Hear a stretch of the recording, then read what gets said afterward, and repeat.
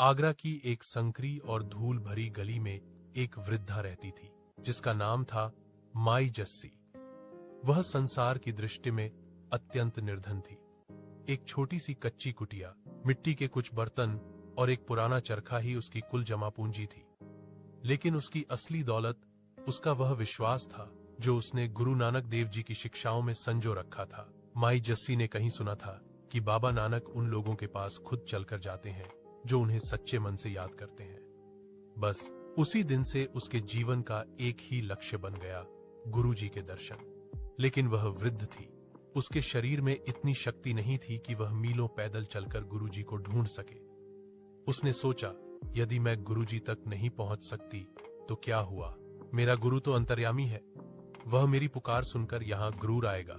माई जस्सी ने तय किया कि जब गुरुजी उसके घर आएंगे तो वह उन्हें खाली हाथ नहीं जाने देगी। उसने अपनी मेहनत से सूत काटना शुरू किया। वह हर दिन घंटों चरखे पर बैठती और एक एक धागा बड़ी कोमलता से तैयार करती। वह हर धागे को अपनी आंखों से लगाती और कहती, हे सच्चे पातशाह, इस धागे में मेरी रूह की पुकार है, इसे स्वीकार करना। बरसों बीत गए। माई की आंखें धुंधली हो गईं, कमर झुक गई, लेकिन उसका चरखा नहीं रुका। उसने उस हाथ से कते हुए सूत से एक बहुत ही सुंदर और मुलायम थान कपे का भाटुका तैयार किया। फिर उसने उस थान से एक चोला, लंबा कुर्ता सिला। वह हर रात उस चोले को चूमती और अरदास करती, दाता अब तो आ जाओ, यह चोला पुराना हो रहा है और मेरी सांसें भी। वह समय आ ही गया जब गुरु नानक देव जी अपनी उदासी के दौरान भाई मर्दाना के साथ आगरा पहुंचे।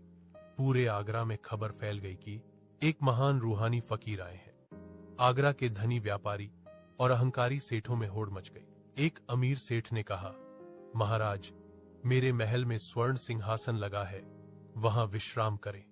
दूसरे ने कहा, महाराज, मैंने दुनिया के सबसे कीमती पकवान बनवाए हैं। लेकिन गुरुजी ने सबकी भेंट मुस्कुराकर ठुकरा दी। उन्होंने भाई मर्दाना से कहा, मर्दाना, हमें वहां जाना है जहां कोई बरसों से अपनी सांसें हमारे नाम की माला में पिरो रहा है। मोहल्लों की चमक हमें नहीं खींच सकती, हमें तो वह प्रेम खींच रहा है जो आगरा की उस छोटी सी गली से आ रहा है। गुरुजी उन तंग गलियों से गुजरते हुए सीधे माई जस्सी की झोपड़ी के सामने जा रुके। उन्होंने मधुर आवाज में पुकारा, माई उठ, तेरा मेहमान आ गया है। अपना थान निकाल जिसे तूने बरसों से संभाल कर रखा है। माई जस्सी के कानों में जब वह आवाज पड़ी तो उसे